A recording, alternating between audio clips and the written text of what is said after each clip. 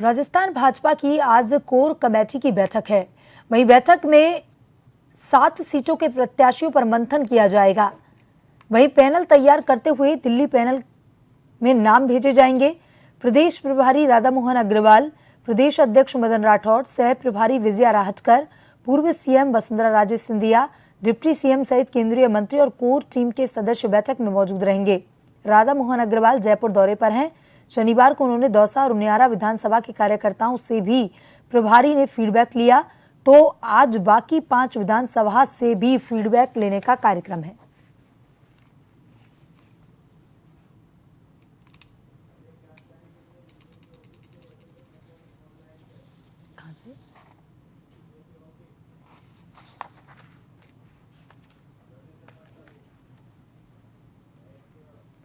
और इसी खबर पर ज्यादा जानकारी के साथ बीजेपी ऑफिस से हमारे संवाददाता योगेंद्र पंचोली हमसे लाइव जुड़ चुके हैं। योगेंद्र, आज राजस्थान भाजपा कोर कमेटी की बैठक होने वाली है। देखिए, लगातार बीजेपी जो है वो एक्टिव मोड पर नजर आ रही है। हरियाणा में पूरी बहुमत के साथ सरकार बनाई, उसके बाद अब राजस्थान की तरफ जो 7 सीटों पर उपचुनाव होने वाला है उस पर अपना ध्यान केंद्रित कर रही है। क्या कुछ अभी का अपडेट है? कोर कमेटी की बैठक कब होने वाली है योगेंद्र?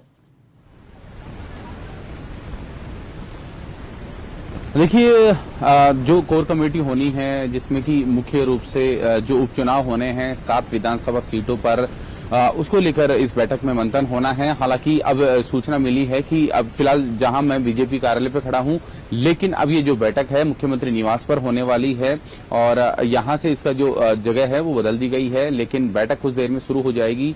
जो बीजेपी के प्रभारी हैं राधा मोहन दास अग्रवाल, वो मुख्यमंत्री निवास पहुंच चुके हैं। इसके अलावा कुछ देर में ही प्रदेश अध्यक्ष और मुख्यमंत्री भजनलाल शर्मा वहां पर मौजूद हैं। इसके अलावा जो अन्य कोर कमेटी के सदस्य हैं वो भी धीरे धीरे यहाँ मुख्यमंत्री निवास पर पहुंच रहे हैं। उसके बाद बैठक शुरू होगी और जिस तरह से क्योंकि अब कभी भी जो निर्वाचन आयोग है घोषणा कर सकता है, बाई इलेक्शन की तिथि घोषित हो सकती है उपचुनाव की, जो 7 सीटों पर होना है, जिसमें से 5 सीटें ऐसी हैं जहां पर जो विधायक थे वो सांसद बन चुके हैं। उसके कारण सीटें खाली हुई है। 2 सीटें हैं सलूम्बर, जहां अमृतलाल मीणा का निधन हो गया, वहीं जुबेर खान है, वो रामगढ़ से आते हैं, कांग्रेस के विधायक रहे हैं, उनका निधन हो गया है। 7 सीटें खाली हुई है, उस पर पूरा मंथन होना है। यहाँ पर अलग अलग लोगों से जिस तरह से पार्टी स्तर पर फीडबैक लिया जा रहा है कि इन 7 सीटों पर, क्योंकि केवल एक सलूम्बर सीट है जहां बीजेपी का कब्जा था, एक अन्य जो सीट है वहां पर आरएलपी का कब्जा था,